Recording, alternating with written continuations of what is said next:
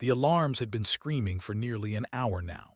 Ambassador stood on the bridge of the Galactic Coalition vessel Starward Dawn, watching the main with all four of his pale blue eyes. The neutron star filled the display, a spinning monster of collapsed matter that was slowly pulling them to their death. "How long do we have?" asked, his voice calm despite the fear that gripped his chest. Myra's, his chief science officer, looked up from her console. Her silver skin had turned almost gray with stress. 3 hours and 47 minutes, Ambassador. Perhaps less. The star is decaying faster than our initial readings suggested. Nodded slowly. 312 crew members. Diplomats, scientists, engineers, families. All of them were going to die because of a navigation error that had brought them too close to an unstable stellar remnant. The gravitational pull had seized their ship before they could react, and now their engines lacked the power to break free. He had already sent the distress call. Every coalition species had responded with the same message. They were too far away. Help would arrive in 6 hours at the earliest. By then, the Starward Dawn would be nothing but atoms scattered across the accretion disk. "Ambassador," the communications officer called out, "we are receiving a response to our distress signal. It is from a human vessel." The bridge fell silent, felt a strange mix of emotions. Humans, the species to join galactic society and by far the strangest. They had only been traveling among the stars for a little over 100 years. Their technology was crude compared to the great coalition races. Their ships were small, their weapons weak, their understanding of advanced physics limited at best. And yet they had a reputation. Stories traveled through the coalition about these odd beings from the small blue planet. Stories that had always dismissed as exaggeration. "Put them through," he said.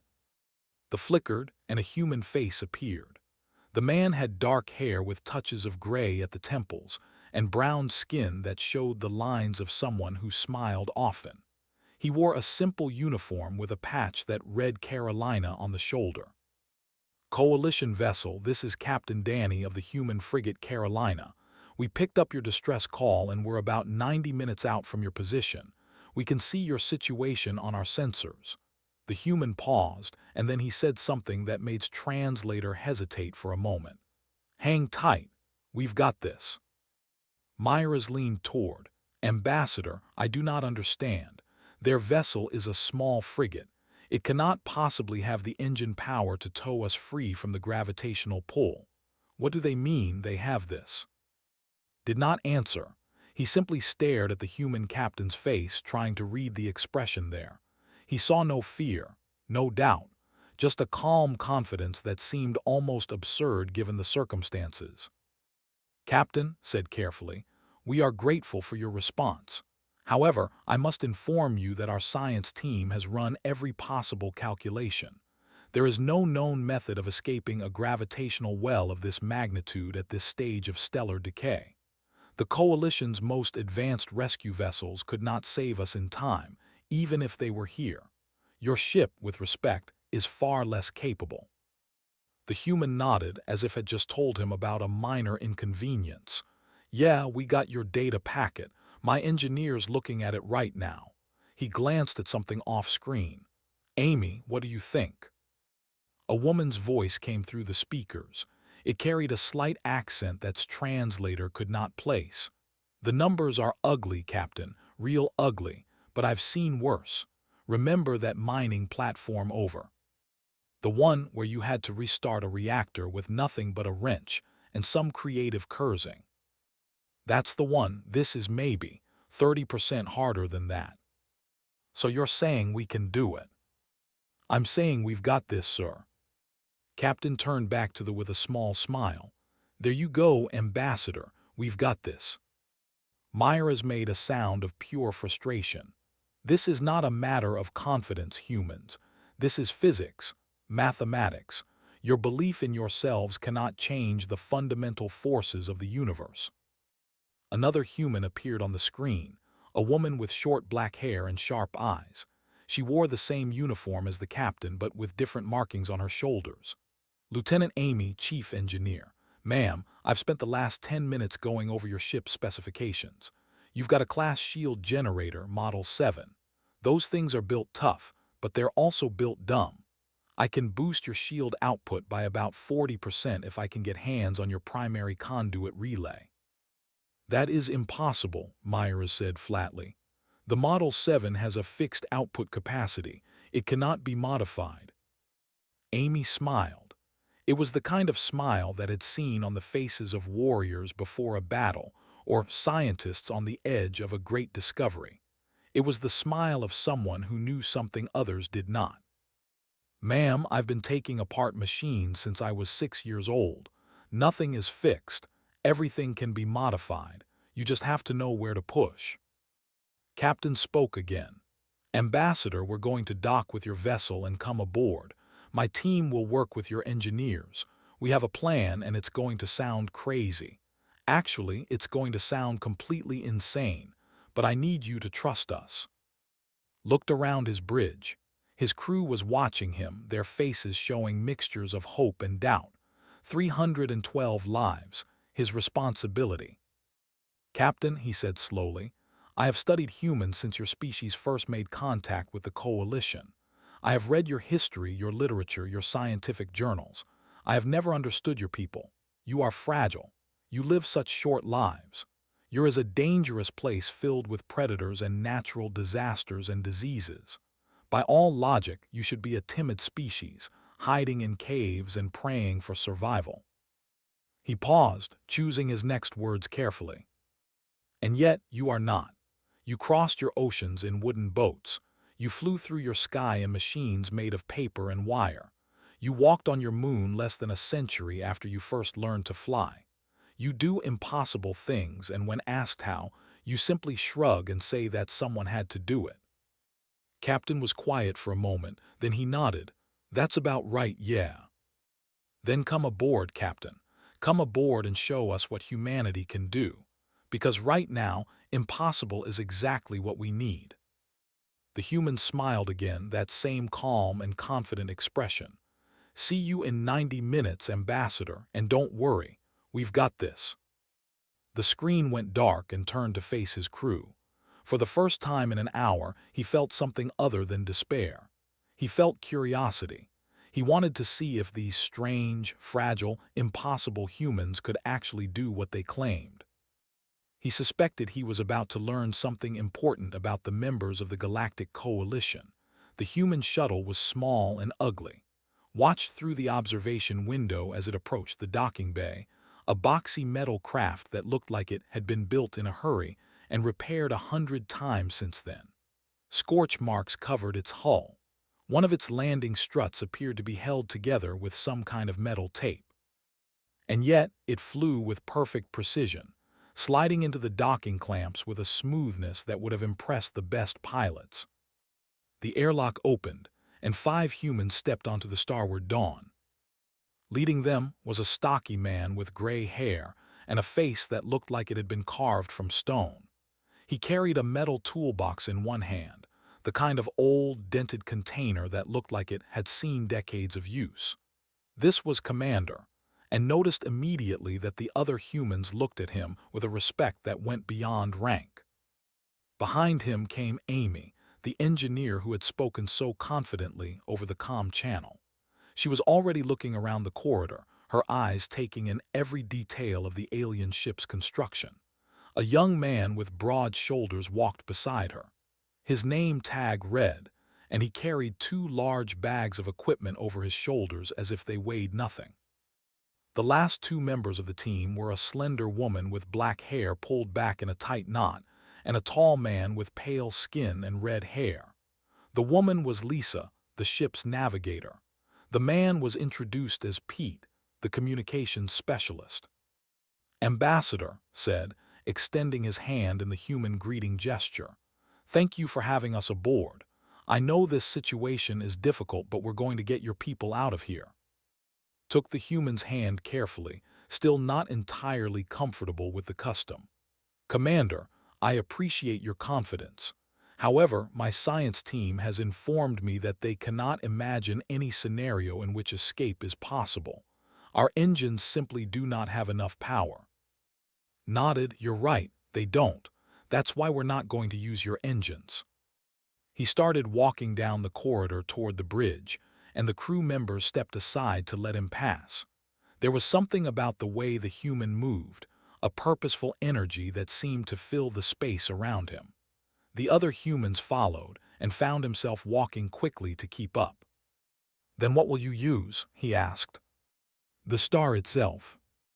They reached the bridge, and immediately went to the main tactical display. He studied it for a moment, then began tapping controls with a familiarity that surprised. The human seemed to understand technology far better than he should have. Here's the situation, said, and the display zoomed in on the neutron star. You're caught in the gravitational pull and your engines can't break you free. The more you fight it, the more fuel you burn and the weaker you get. Classic trap. Myra stepped forward. We are aware of this, human. We have run the calculations many times. I'm sure you have, and your calculations are all correct. You can't fight gravity. It's too strong, too constant, too patient. It will always win if you try to push against it directly. Smiled, and it was a strange smile, the kind that suggested he knew a secret. So we're not going to fight it, we're going to use it. He tapped another control, and a new diagram appeared. It showed the neutron star's magnetic field, a complex web of invisible forces that spiraled out from the collapsed star like the arms of a vast creature. Neutron stars have incredibly powerful magnetic fields, continued.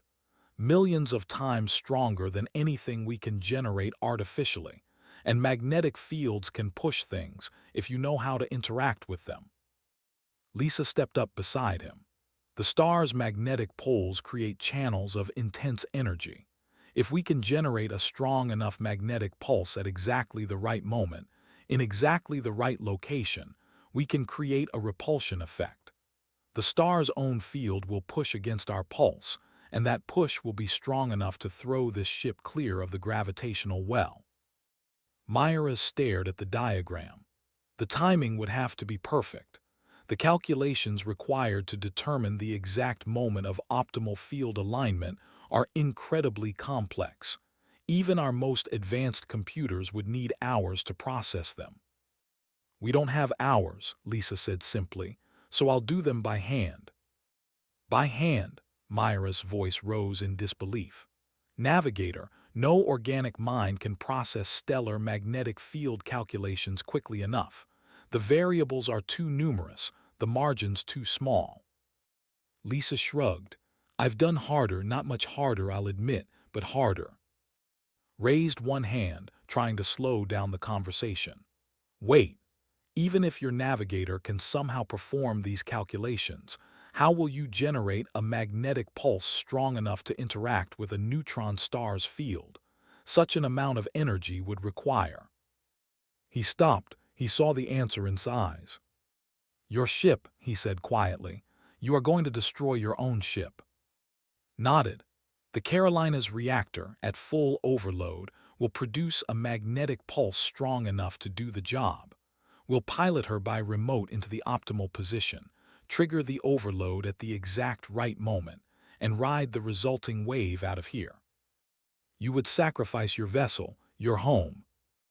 Amy laughed softly. Ambassador, it's just a ship. A good ship, sure. We've had some great times on her. But at the end of the day, she's metal and wire and fuel. You've got 300 living, breathing people on this boat. That's not even a hard choice. The chief engineer, stepped forward. His tall frame towered over the humans, but his voice was uncertain. The margin for error in this plan is measured in milliseconds. A single mistake, a single miscalculation, and both ships will be destroyed. Your navigator speaks of performing complex stellar calculations by hand, but this is not just difficult. It is, by any reasonable standard, impossible. Pete, who had been quiet until now, spoke up. His voice was soft, but it carried clearly across the bridge. Sir, with respect, We've noticed that different species have different definitions of impossible. Where we come from, impossible usually just means really, really hard. And really, really hard is kind of our specialty. Looked at the 5 humans standing on his bridge. They were so small compared to his crew, so fragile. Their bodies were soft, their lives were short, and their technology was primitive. Everything about them suggested weakness. And yet when he looked in their eyes, he saw no weakness at all. He saw certainty. He saw determination. He saw something that his translator could not quite capture but that he understood instinctively. These humans believed they could do this. Not hoped, not wished, believed with every fiber of their being. "Very well," said finally. "Tell us what you need. We will do everything in our power to help." Smiled and picked up his battered toolbox. "That's all we ask, Ambassador. Now let's get to work. We've got a ship to save and a star to outrun." He walked off the bridge toward the engineering section, his team falling in behind him. Watched them go, and he felt something he had not felt since the alarms first started screaming. He felt hope. For the first hour, everything went according to plan. Worked alongside N in the engineering section, showing the engineers modifications to their systems that none of them had ever considered. Amy had disappeared into the bowels of the ship with Ben, hunting for the primary conduit relay she needed to boost the shields. Lisa sat at a borrowed console on the bridge, filling page after page of a small notebook with numbers and symbols that made Myra's head hurt just to look at them. On the Carolina moved into position, her automated systems guiding her toward the neutron star's magnetic pole. Captain Danny monitored her progress from a temporary command station, his voice calm as he relayed coordinates and thrust adjustments to the empty ship. Allowed himself to believe that perhaps, against all odds, this insane plan might actually work. And then the neutron star pulsed. It happened without warning. The dying star shuddered, releasing a massive wave of radiation that swept outward like an invisible tide. The Starward Dawn sensors screamed in protest as the wave hit them, and for a moment, every screen on the ship went dark. When the lights came back on, they were dimmer than before, and the alarms were louder. "Report," commanded, his voice sharp. Myra's hands flew across her console. "The radiation pulse has overloaded 40% of our secondary systems. Life support is failing on decks 7 through 12. We have fires in compartments 14, 23, and 31, and the hull has been weakened along the port side. We are venting atmosphere in 3 locations. Casualties unknown. Communications with the lower decks are offline." Felt his heart sink. The situation had been desperate before, now it was catastrophic. From the engineering section, N's voice came through the emergency speakers. "Ambassador, the radiation pulse has fused the primary docking clamps. The human shuttle is trapped against our hull. They cannot undock." That meant the humans could not return to their own ship. They were stuck on the Starward Dawn, just like everyone else. Turned to look at Danny. The human captain was staring at his console, his face unreadable. For a long moment he said nothing. Then he reached up and tapped his communicator. "All hands, this is Captain. We've got new problems. Amy, Lisa, Ben, Pete, what's your status?" The responses came quickly, one after another. "Amy here. I'm in the main conduit junction. The blast knocked me around a bit, but I'm fine. I can see the fires on deck 23 from here. I'm closer than anyone else. I can handle it. Here, the radiation fried half our modifications, but I can rebuild them. Going to need about 20 minutes I don't have. I'll make it work." "Lisa here. My calculations are intact. The pulse changed some of our variables, but I'm adjusting, still on track." "Ben here. I'm with 4 crew members in a corridor on deck 9. We've got a hull breach about 30 meters away. I can hear the atmosphere venting. We're going to seal it." "Pete here. I'm on the bridge with the Ambassador, ready to help wherever you need me." Danny nodded slowly as if this was exactly what he expected to hear. Okay, we've got new problems, but we've also got a new plan. Amy, fight those fires, rebuild those modifications. Lisa, keep calculating. Ben, seal that breach. Pete, coordinate with the damage control teams. Everybody clear. 5 voices answered as one, clear. Stared at the human captain. That is your plan. You simply tell each of your people to solve a different impossible problem and they agree. Danny looked at him and there was something in his eyes that did not quite understand. Ambassador, those aren't just my people. They're my family. We've served together for 8 years. I know exactly what each of them can do, and they know exactly what I expect from them. When I tell Amy to fight a fire, she knows I trust her to fight it. When I tell to rebuild in 20 minutes, he knows I believe he can do it in 15. But the mathematics of the situation have not changed. We have less than 2 hours now, and your plan required precise timing and perfect conditions. Neither of those things exist anymore. Then we'll work with imprecise timing and imperfect conditions. Danny smiled, but it was a tired smile, the smile of a man who had faced bad odds before and won. Ambassador, where I come from, there's an old saying. No plan survives first contact with the enemy. The trick isn't having a perfect plan. The trick is having people who can adapt when the plan falls apart. One of the fire indicators on deck 23 flickered and went out. Amy's voice came over the comm. Fire 1 is down, moving to fire 2. A moment later's voice followed. I've rerouted power through the secondary conduits. Shield modifications are back online. Efficiency is lower than I wanted, but it'll hold. And then Ben's voice, slightly out of breath. Hull breach is sealed. It's not pretty, but it's sealed.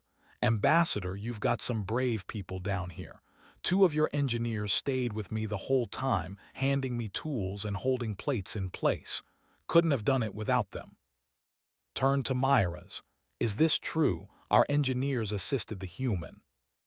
Myra's nodded, her expression one of disbelief. According to the sensor logs, yes. The human directed the repair effort. He used methods that I do not recognize from any standard engineering manual. At one point, he sealed a microfracture using a piece of cloth torn from his own uniform. And it worked. It is holding, Ambassador. Against all logic, it is holding. Another fire indicator went dark. Then another. Amy was moving through the ship like a force of nature, putting out flames that should have required full emergency teams to handle. On the bridge, Lisa continued to write in her notebook. Her pen moved faster now, the numbers flowing from her mind to the page in an endless stream. Sweat beaded on her forehead, but her hand never wavered. Pete stood at the communications station, coordinating with crew members throughout the ship. He spoke calmly, clearly, translating human directness into terms that the alien crew could understand and follow. Where there was confusion, he provided clarity. Where there was panic, he provided calm. Watched all of this happening around him, and he felt like he was witnessing something remarkable.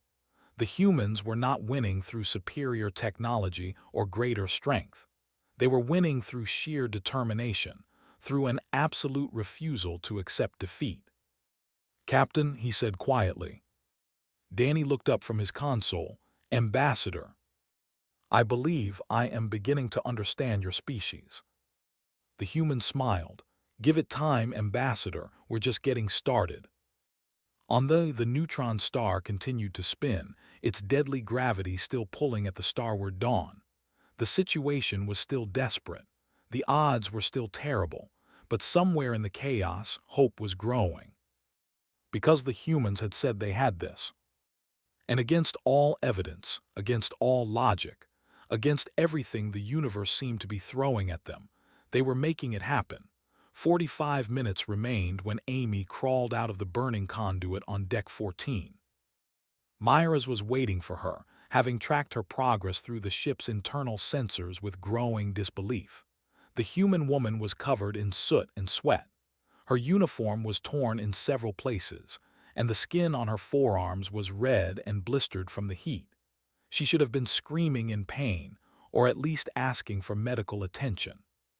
Instead, she was grinning. "Shields are at 62%, Amy said, wiping her face with the back of her hand and leaving a streak of ash across her cheek. "I found some extra capacity in your backup power cells. Whoever designed your ship's electrical system was way too cautious. You've got power reserves you didn't even know about." "Lieutenant," Myra said carefully, "your arms are badly burned.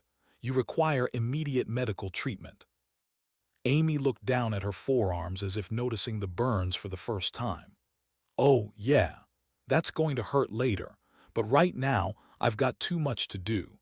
The captain needs me in main engineering in about 10 minutes to help with the final calibrations. I can get patched up after we save everybody." She walked past Myra's and headed for the nearest lift, leaving the scientist staring after her in amazement. 3 decks below stood in the middle of the engineering section, surrounded by engineers who had stopped trying to understand what he was doing and had simply started following his instructions. The human commander had taken apart half of their shield modification system and was rebuilding it using a combination of standard parts and objects that had never been intended for engineering use. N watched as used a piece of decorative metal from a wall panel to replace a burned-out power coupling. "Commander, that material is not rated for power transfer. It will overheat within minutes." "It'll overheat in about 7 minutes, agreed. We only need it to work for 4. After that, it doesn't matter anymore." He tightened a connection with a tool that looked older than most of the crew members. "Engineering isn't about making things that last forever. It's about making things that work long enough." "That is not how we were trained to think." Looked up at the tall alien and smiled. "Different species, different approaches. You folks build things to last. It's why your ships are so reliable. But sometimes you don't need reliable. Sometimes you need quick and dirty and just good enough. That's where humans shine." Amy arrived a few minutes later, and the 2 humans worked together with a coordination that seemed almost telepathic. They finished each other's sentences, handed each other tools before they were asked for, and solved problems through a rapid back-and-forth exchange that the engineers could barely follow. In 23 minutes, they had rebuilt a system that should have taken 3 days to repair. On the bridge, Lisa set down her pen. The notebook in front of her was filled from cover to cover with calculations. Numbers and symbols covered every page, written in handwriting that grew smaller and more cramped as the pages progressed. She had filled the margins, written between lines, and even continued some equations onto the back of her own hand when she ran out of paper. "Ambassador," she said, her voice hoarse from hours of silent concentration, "I have the trajectory." Moved to stand beside her. "You are certain. The margin for error is measured in milliseconds." "I'm certain." Lisa looked up at him, and he saw exhaustion in her eyes but also something else. Pride. "The pulse needs to fire when the Carolina reaches coordinates 773 by 291 by 048 at exactly 1400 hours, 23 minutes and 41.7 seconds. Not 0.6, not 0.8, 0.7. How can you be so precise?" Lisa smiled. "I cheated a little. I noticed that your star's magnetic field has a rhythm to it, kind of like a heartbeat. Once I figured out the pattern, the math got a lot simpler. Still hard, but simpler." Myra stepped forward, her scientific curiosity overcoming her skepticism. "You found a pattern in a neutron star's magnetic field, by hand, in less than 2 hours." "I've always been good with patterns. Numbers make sense to me. They're honest. They don't lie or hide or play games. You just have to listen to what they're telling you." Danny walked over from his command station. "Lisa, you're sure about this?" "I'm sure, Captain." "Then that's good enough for me." He turned to, "Ambassador, we're ready. We've got about 30 minutes until the window. After that, the magnetic field configuration changes and we lose our chance." Looked around the bridge. His crew was watching him, their faces a mixture of hope and fear. They had been through so much in the past few hours. They had seen their ship damaged, their friends injured, their future reduced to a slim chance of survival. And they had seen something else. They had seen 5 humans refuse to give up. They had seen these small, fragile beings from a distant world face impossible odds and simply start working to beat them. "Commander," said into the comm system, "is the shield system ready?" His voice came back immediately. "Ready as it's going to be, Ambassador. She'll hold." "Lieutenant, what is the status of the hull repairs?" Ben answered from somewhere in the lower decks. "All breaches sealed. We've got some weak spots, but they'll survive the maneuver, probably." "Specialist, are all crew members accounted for?" Pete checked his console. "All 312 crew members are secured in protected areas. We've moved the most vulnerable to the inner compartments, away from the hull." Danny nodded. "Then I guess there's only one thing left to do." He sat down at his console and began entering commands. On the Carolina started her final approach toward the neutron star's magnetic pole. The little human ship looked so small against the vastness of the collapsed star. It was a tiny speck of metal and light, falling toward a gravity well that could crush planets. In a few minutes, it would be destroyed, its reactor overloading in a deliberate explosion that would either save everyone on the starward dawn or accomplish nothing at all. "Captain," said quietly. Danny looked up. "Ambassador, I want you to know that whatever happens, the people will remember what you and your crew did here today. You came to help strangers. You risked everything. You gave us hope when we had none." The human captain was quiet for a moment. Then he smiled, that same calm and confident smile he had worn since the beginning. "Ambassador, I appreciate that, but let's save the speeches for after we survive. We've still got work to do."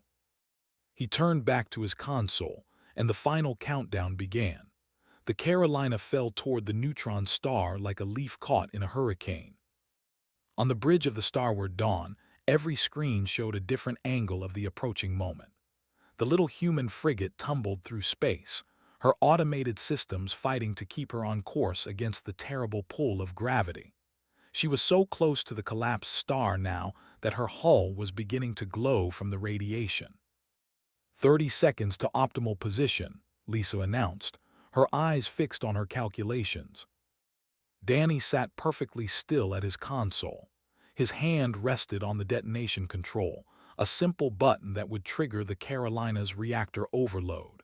8 years of memories lived in that ship. 8 years of missions and adventures and quiet nights watching the stars. In 30 seconds, all of that would become fire and light. He did not hesitate. Around him, the human crew had gathered on the bridge. Amy stood with her burned arms wrapped in emergency bandages, refusing to sit down despite the pain. Leaned against a console, his old toolbox at his feet, watching the screen with calm eyes.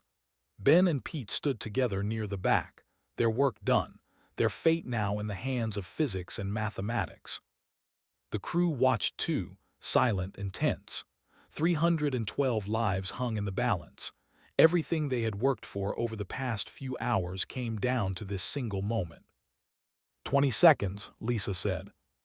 Found that he was holding his breath. All 4 of his eyes were fixed on watching the Carolina grow smaller and smaller as she approached her final destination. 15 seconds. The neutron star's magnetic field pulsed visibly now, great arcs of energy sweeping out from the poles like the arms of some cosmic creature. The Carolina was heading directly into one of those arcs, riding the current of magnetic force toward the precise point Lisa had calculated. 10 seconds. Amy reached over and put her hand on shoulder. He reached up and covered her hand with his own. No words were needed. 5 seconds. Danny's finger tightened on the button. 4, 3, 2, 1. Now. Danny pressed the button. For a heartbeat, nothing happened. The Carolina continued to fall, silent and dark against the blazing light of the neutron star. Felt his heart sink. It had not worked. The plan had failed. They were all going to die. And then the Carolina exploded. The light was blinding. The automatically dimmed to protect the crew's eyes, but even through the filters, the explosion was like a second sun being born.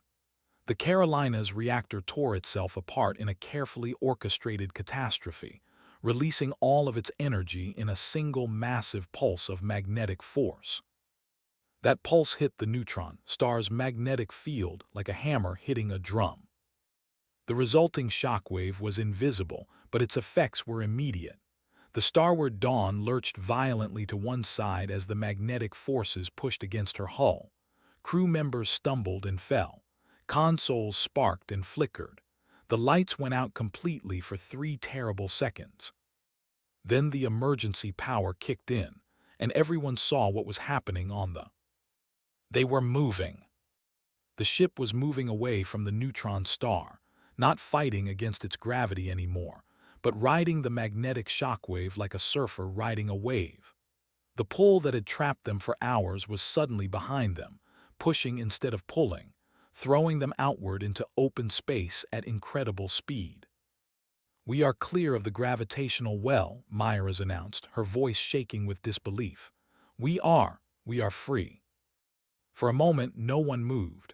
No one spoke. The bridge was silent except for the hum of the emergency systems and the fatting rumble of the ship's stressed hull. Then someone started to cheer. It was an engineer near the back of the bridge, a young male who had worked alongside in the engineering section. He raised his hands above his head and let out a sound of pure joy, a sound that spread through the ship like wildfire. More voices joined in, cheering and crying and laughing all at once. Crew members embraced each other. Tears flowed freely. In the middle of it all, the 5 humans stood together in a small group, watching the celebration with tired smiles. Made his way through the crowd to stand before them.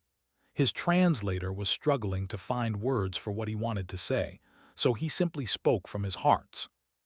"You did it," he said. "Against all logic, against all mathematics, against the fundamental forces of the universe, you did it." Danny looked at him, and there was something in the human's eyes that recognized now. It was not arrogance or foolishness. It was something deeper, something that came from generations of struggle and survival on a dangerous world. It was hope, pure, stubborn, unbreakable hope. "We told you, Ambassador, we've got this." Shook his head slowly. "Captain, I have been a diplomat for 40 years. I have negotiated treaties with 100 species. I have studied cultures and histories and philosophies from across the galaxy. I thought I understood what made each species unique, what drove them, what defined them." He paused, looking at each of the humans in turn. "I did not understand humans. I do not think any of us did. You are small and fragile. You live such brief lives compared to most galactic species. Your technology is crude, your experience limited, your place in the coalition uncertain." "But," Amy prompted, a slight smile on her burned face, "but you have something that I have never seen in any other species. When we told you that escape was impossible, you did not argue with us. You did not try to prove us wrong with theories or equations. You simply smiled and went to work. You acted as if the word impossible was merely a suggestion, a challenge to be overcome rather than a barrier to be respected." Chuckled softly. "Ambassador, where we come from, impossible things happen all the time. People walk on moons. Diseases that killed millions get cured. Wars that seem endless find peace. We learned a long time ago that the only truly impossible thing is giving up." Nodded slowly. "I think I understand now, and I think the Galactic Coalition is going to have to adjust many of its assumptions about your species." "Is that a good thing?" Pete asked. "I believe it is, young one. I believe it is a very good thing indeed." Danny stepped forward and extended his hand. Took it without hesitation this time, clasping the human's small fingers in his own larger grip. Thank you, Captain. Thank you all. You came to help strangers and you gave us back our lives. That's what people do, Ambassador. When someone needs help, you help them. It's pretty simple. Perhaps it is. Perhaps that simplicity is exactly what the galaxy needs. Outside the ship, the neutron star continued to spin, indifferent to the drama that had unfolded in its shadow. But the starward dawn was free now, sailing towards safety with 312 grateful souls aboard. And somewhere in the debris field where the Carolina had been, a few fragments of metal drifted peacefully through space. A small price to pay for 300 lives. The humans had said they had this. And they had meant it. Every single time.